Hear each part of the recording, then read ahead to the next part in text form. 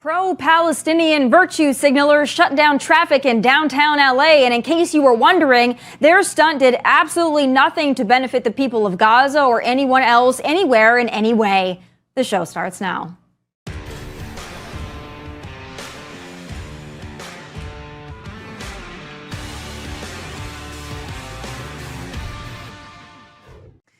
Would you just look at that? So-called pro-Palestinian protesters bringing rush hour traffic in LA to a halt for more than an hour yesterday morning before being plucked off the freeway by CHP like the adult-sized infants they are. 75 of these idiots were arrested, but given it's California and all, don't expect much to come of that. They got what they wanted out of it, though. Not a ceasefire in Gaza, but attention. That's why they were out there, that and because they likely don't have actual jobs or real responsibilities to attend to at 9 a.m. on a Wednesday morning, unlike the thousands of people whose day they ruined by blocking traffic and causing a massive freeway backup.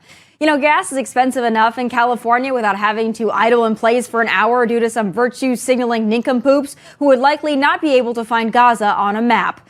What if someone had a medical emergency while in that traffic standstill? These people are no different than the idiotic climate change protesters who destroy artwork or throw paint on Christmas trees in the name of Mother Freaking Earth. Start showing these people some good old-fashioned consequences, and I'd be willing to bet they would stop. None of these people would lift a finger to do anything substantive. It's about attention and scratching that narcissistic itch. But speaking of those two things, exactly, if you need a good laugh or maybe a good cry or a reason to pray for humanity, I'd suggest looking up the Libs of TikTok and you'll find a treasure trove of content like this. I'm a trans girl and I just wanna pee in peace, but I'm afraid someone will see me and then call the police. I'm not some pervert attacker, I just need to empty my bladder, so I'd really love it if you let me be. Repeat after me. I'm not afraid of my trans friends. I'm not afraid of my trans friends. I'm really afraid of cisgender men. I'm really afraid of cisgender men. I will let you pee in peace. I will let you pee in peace. Because I really don't want a UTI. Capiche? Oh, creative, but it's horrifying and no doubt a sign of severe mental illness, but it's becoming the norm, at least online. Joining me now is the foremost expert on this kind of content. God bless her, a fearless patriot who exposes the left, their pedophiles, and their insanity one ridiculous video at a time. Libs of TikTok creator, Chaya Rychek. It's so great to have you. Obviously a huge fan of your content and your work. You know, I want to talk about kind of the origins of Libs of TikTok. I know that you've told this story many times, but for those that haven't heard the story, how did this come about and how did it grow to such prominence that it's at now? Yeah, Tommy, great to be here with you. So I started during COVID because I was noticing all of these really entertaining, kind of bizarre videos on TikTok where people were like idolizing Dr. Fauci and kicking 2-year-olds off of planes for not wearing masks and trying to force people to get vaccinated. So I started really at the end of COVID sharing those videos that were COVID related. And then once I was spending so much time on TikTok and I came across all this other content, which was teachers pushing transgenderism on kindergarteners and like doctors talking about transition, helping kids transition, and just these like radical LGBTQ and trans activists pushing transgenderism and pronouns, and I thought it was just so bizarre, and I felt like I needed to start sharing it because it didn't seem like people knew what was really going on, so I started sharing it to raise awareness. What's interesting is that people hate you and they hate your social media profiles, but I'm not really sure why, because they are posting this content proudly themselves. You were simply repurposing it to show the world and really give them extra exposure for their insanity and their mental illness. So are you surprised at how much hate that you get simply for creating this content or repurposing this content? Or do you think that maybe they should be sending you a fruit basket because you're helping them get more views? I don't know. I would think maybe the latter. I mean, I will say, I think I deserve some commission from TikTok and the free advertising I do for them. Sometimes these TikTokers will post follow-up videos like thanking me for getting them so many views. So that's always great to see. But I think that the majority of them, like they want to live in their bubble where only people who agree with them see their content, and they just don't know what to do with themselves when other people who might not agree with them can see their content. But I think that at the end of the day, the main point is that their own content does not hold up to scrutiny, and they actually discredit themselves. And that's just really difficult for them to watch.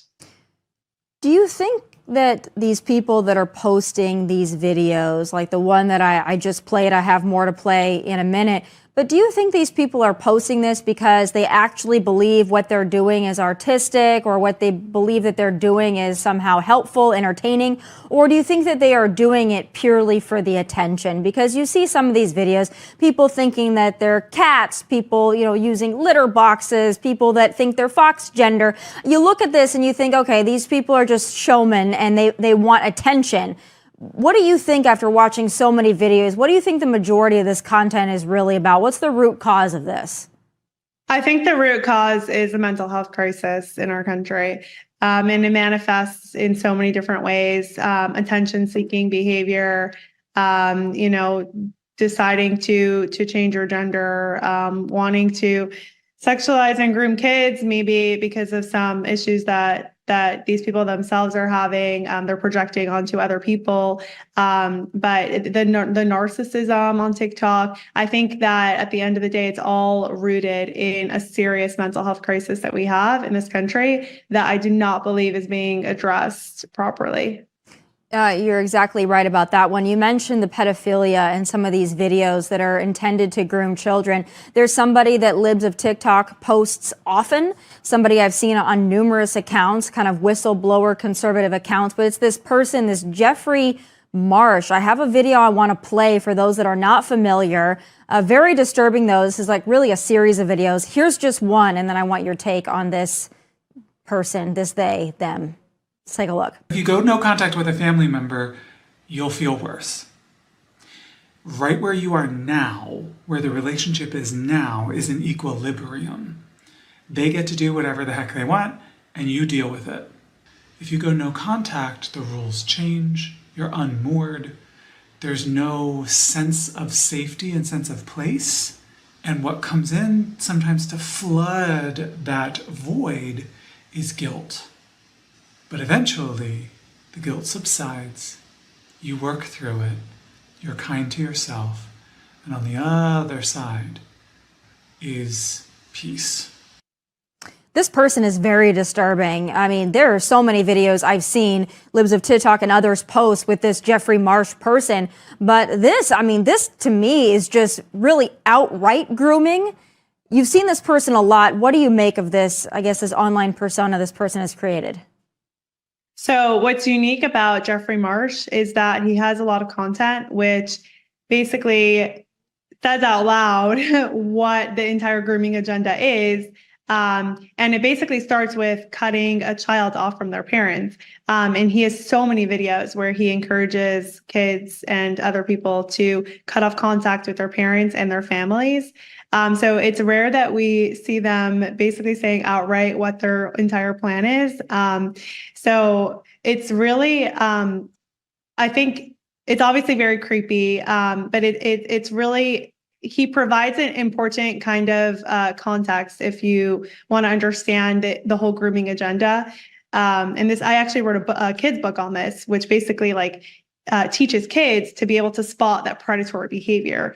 So the grooming that we're seeing in schools and in hospitals, it starts with cutting out the parent. And there are schools that are actually putting in policies and guidelines that will say that kids can make decisions and we won't tell their parents. And that's where I think that most of the sexualization and the whole grooming agenda is coming from. And I like to focus on that aspect because it's really important because it's the first step.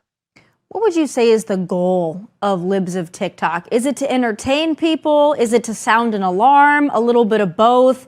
Because a lot of it is really entertaining for conservatives to watch and just point out and look at your typical liberal behavior. It does provide some comic relief, but it's also got a really serious core to it. What is the goal? What is your motivation? I think it's a little bit of everything. I want all different types of people to come to Libs of TikTok for whatever reason they need. Some people get entertained. Some people follow me for news. Some people follow me so they can get some guidance on what to do in their kids' schools. But I think that for me, it's about raising awareness and it feels like no matter how much awareness we raise, there's still so much more to do. I like to think that I'm reaching new people every day. I'm sharing new stories every day. And I know that people follow me and they wait till their like city or their county is featured. So, I pull content from all over America, Canada, from really anywhere.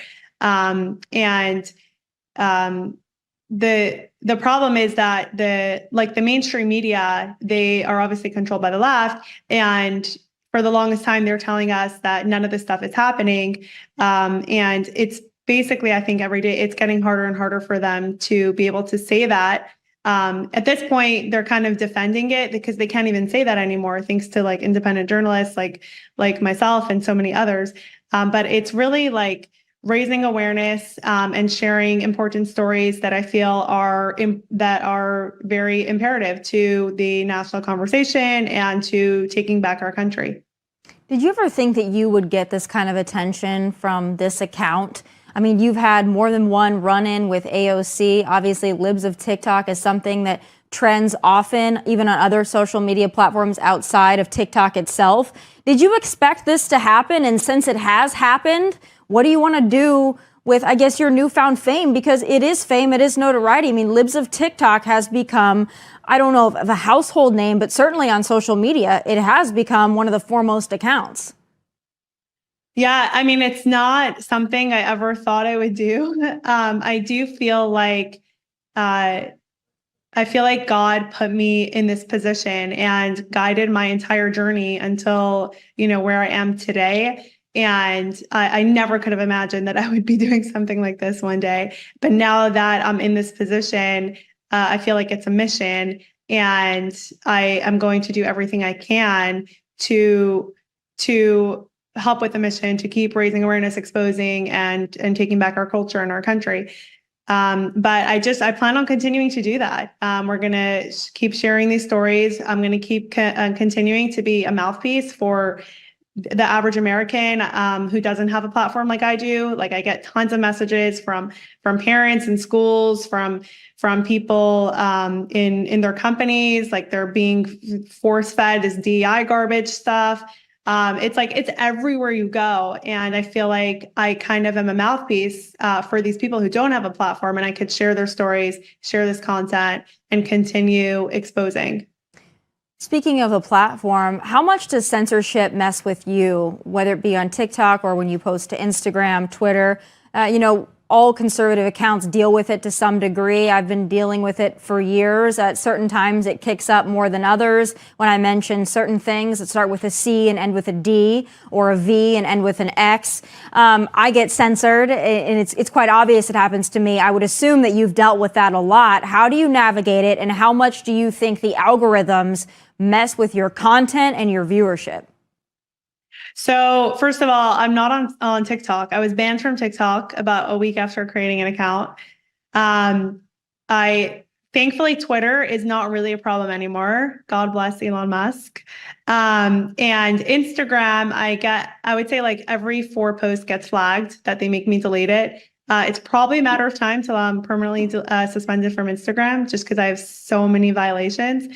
So what are those violations? That's my question. Is it copyright? Is it content? What is it that they're flagging, and what kind of videos are they flagging that's going to cause you to maybe get suspended or kicked off?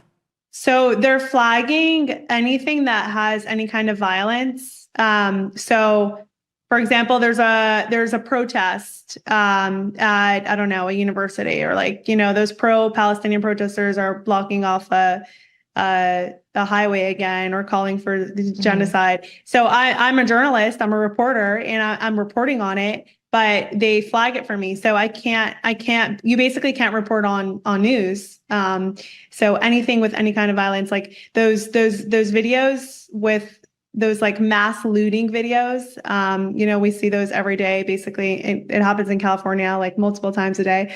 So I can't post those on Instagram, but I see other accounts could. It's just me that can't. Sometimes there's TikToks where they're kind of violent, like threatening violence against Republicans or against people that disagree with them. For me, I'm a reporter. I'm just, I'm raising awareness and exposing it, but they'll flag that. Facebook, we get flagged as well. So the interesting thing about Facebook is, and Instagram actually, so there's a problem in American schools with pornographic books in school libraries. And these books are in elementary schools, middle schools, high schools, all over the place. And if you post pictures of these books that are available in school libraries to minors, if you post the pictures on Instagram or on Facebook, they're going to flag it because it's sexual content. So they're going to remove it. So it's too graphic for adults scrolling Facebook, but it's perfectly okay for middle school children. Just another form of hypocrisy. Yeah, another form of hypocrisy. Also, we know that child porn and pedophilia is rampant on social media platforms, whether it be the chat groups that facilitate it or the content itself. So interesting which pages, which groups, which creators they choose to flag. I've obviously been a victim of this myself. I'm quite aware of it. I'm sure you are as well, how they mess with the algorithms. And it seems like after I say a certain thing about a certain thing, then all of a sudden it gets much worse. The view counts go down exponentially. People tell me they're not seeing me, they're not finding me. It's amazing how they're able to manipulate those things. Do you think that Elon Musk is on the right track with Twitter, or do you think that maybe the content has gone a little far? And I say that because doing my show and wanting to pull viral clips, there's been several instances where I see prominent accounts post something and it ends up being a fake or a parody, and it's actually fake news, and that's upsetting to me. I've noticed that a lot more on Twitter, and that to me might be one of the downsides of kind of what has become a jungle on Twitter. Are you seeing any of that as well? I think that I think Elon is on the right track. I think that before he bought Twitter, there was kind of like the standard was that Republicans and conservatives could be discriminated against and could be censored. And he broke that pattern, which has been going on for decades, which I think is incredible. So just him buying Twitter and breaking that, I think made the censorship on all the other platforms go down a little bit. So that's amazing. I think Twitter obviously still has issues. I have a search suggestion ban right now, actually. Sometimes it's throttled. Sometimes my posts will be demonetized for like trigger words, but we don't even know what the trigger words are. Right. So sometimes there's nothing even triggering in my tweet, but it will be demonetized. So I think there's definitely a lot that needs to be fixed, but I believe that Elon is working on it. I think he wants to make it right. He has mentioned a few times that there's so much code there, and it's so embedded so deep within all of their algorithms and systems that it's a lot of work to undo all the damage that they did. Mm-hmm. Well, we appreciate you. We appreciate Libs of TikTok and all the content that you do put out there, whether it be entertaining or a warning for parents and kids alike. It's such an important work that you do in this content jungle. So thank you for everything that you do and for taking a lot of hard knocks on the chin because of it. We certainly appreciate it and appreciate your content. You're welcome back anytime. Thank you, Tomi. No appreciate problem. It. And happy holidays. All right, folks, don't forget to check out the new Outkick store where you can find all of your Outkick swag. For a limited time, you'll also get buy one, get one 50% off at checkout. All you have to do is visit shop.outkick.com. All right, Joe Biden tells that house fire lie again. Southwest will provide extra seats for fat people, and the mayor of Boston doesn't want any white people at her Christmas party. It's time for the losers of the week.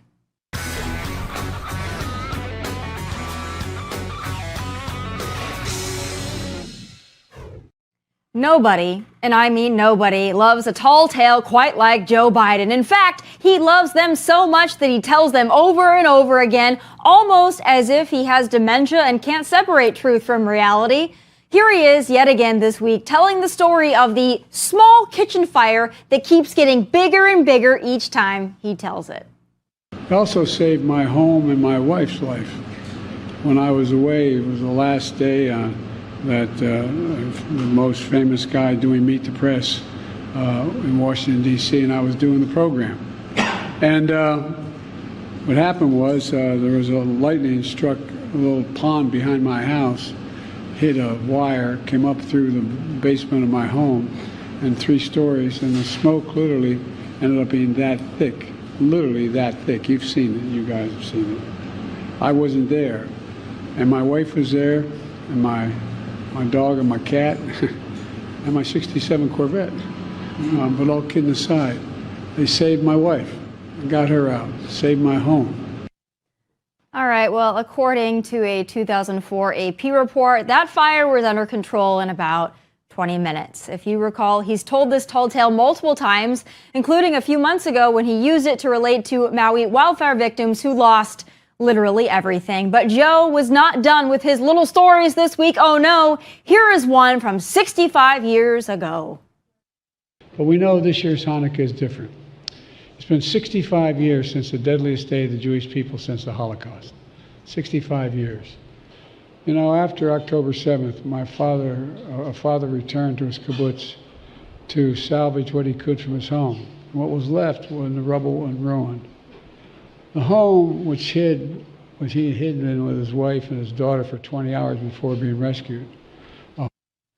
Yeah, you heard that correctly, I think. Not only did he confuse 65 days with 65 years, he also recounted how his father, who's been dead for 20 years, survived the October 7th, 2023 terror attack in Israel. But he and his mental capacity are fine, just fine, I'm sure. Moving on to loser 2 this week, Southwest Airlines. You know, it's shaping up to be one of the busiest holiday traveling seasons. And speaking of shape, if you're too fat to fit in one seat, Southwest will gift you a full row to spread out your extra self. All right, so the really cool thing about Southwest Airlines is their customer of size policy. How it works is if you're a person of size, you can get 2 seats, even 3 seats, complimentary or reimbursed. So if you choose not to buy a second seat ahead of time, the day you get to the airport, you go up to the gate and you tell them that you think you're gonna need an additional seat. They will give you an additional seat pass, or even 2 if you need it and it's available, so that you'll have a complimentary second seat and third seat if needed. They've been known to set aside extra seats for special situations like this, and if there's not seats available for additional seating like you need, they will actually ask someone to transfer to a later flight and get reimbursed and a free ticket and everything like that. Now, if you chose to go the other route and buy a second or even third seat ahead of time, after you're done traveling, you can contact Southwest and request reimbursement. Yeah. As she said, this is part of the airline's customer of size, that's what we call it now, inclusion policy, which states that passengers of size have the option of purchasing just 1 seat and then discussing their seating needs with a customer service agent at the departure gate. If it's determined that a second or even third seat is needed, well, that person will be accommodated with a complimentary additional seat. And as she mentioned, customers can also pay for extra seats in advance and then contact Southwest for a refund of the cost of the additional seating after travel. You know what? This is a load of BS. Those of us who fit in 1 seat buy 1 seat and we get 1 seat, but those who spill over into multiple seats just get them for free. I didn't make y'all overweight, and I sure as hell should absorb the cost of accommodating you either. And I love how Southwest has a fat inclusion policy, but during the COVID era wouldn't accommodate those of us who didn't want to wear a face diaper on a flight. But speaking of inclusion, or a giant lack thereof, white hate continues in America, and here is just another example. Boston Mayor Michelle Wu is not dreaming of a white Christmas this year. In fact, she doesn't even want to celebrate in our presence. Yeah, the mayor's aide was supposed to send this invite to electeds of color only, but accidentally blasted it to white counselors as well. But once she realized her error, she sent out another email apologizing for the confusion and the possible offense these 7 white members may have taken to being excluded from the party based on their skin color alone. Moral of the story, if your skin lacks melanin, I guess screw you. Those are my losers of the week from Nashville. God bless and take care.